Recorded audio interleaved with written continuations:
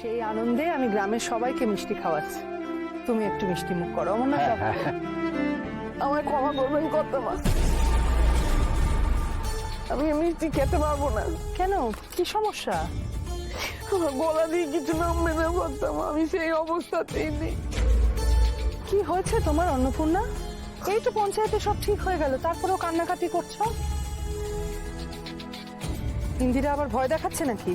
কর্তামা, আমার মেয়ে জমে 10 লাখ টাকা আর পঞ্চায়েতের ব্যাপারটা একদম মেনে নিতে পারেনি, তাই অভিমান করেও ও ঘর ছেড়ে চলে গেছে।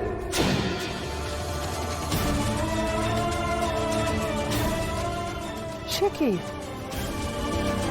তা তুমি বা তোমার মেয়েকে সব সত্যি কথা খুলে বলনি কেন বলো তো? মেয়েদের কাছে মায়ের কিছু গোপন রাখতে নেই অন্নপূর্ণা। সন্তান তো ঠিক আছে, অভিমান করে গেছে, আবার ফিরে আসবে, তুমি চিন্তা করো না। না কর্তামা, ও আমার মেয়ে জমে রাত সহজে নামে না। আমি এখন আসি কর্তামা। অন্নপূর্ণা, তোমার ফোনে তোমার মেজমের ছবি আছে? এটা স্নেহার বোন। আমাকে একটু দেখাবে? তো আছে, আপনি একটু খুলে নিন।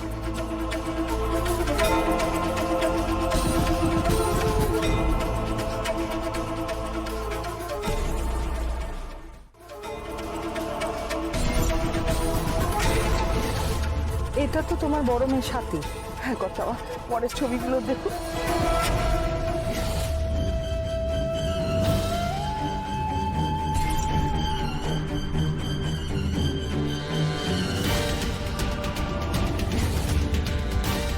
এটা ছোট মেয়ে।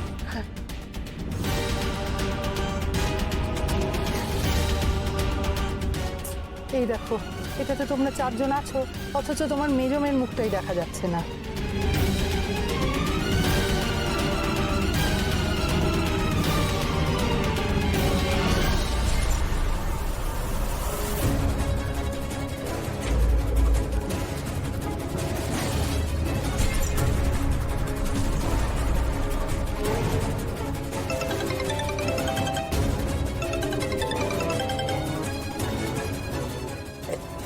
ফোন এসেছে। হ্যালো সাথী। মা মা তুমি তাড়াতাড়ি বাড়ি চলে এসো মা, শেখরটা বাড়িতে এসেছে আর শেখরটা বললো শেখরটা ঠিক স্নেহাকে খুঁজে নিয়ে আসবে, তুমি তাড়াতাড়ি বাড়ি চলে এসো মা। আমি আসছি, আমি এখনই আসছি মা। কর্তামা, আমি হ্যাঁ, মেজমে বাড়ি ফিরে এসেছে। না না, কর্তামার সামনে কিছুতেই শেখরের নামটা নেওয়া যাবে না। ওনার জামাইয়ের নাম শুনলে উনি কি ভাববেন কে জানে। কি হলো অন্নপূর্ণা, মেজমে ফিরেছে বাড়ি?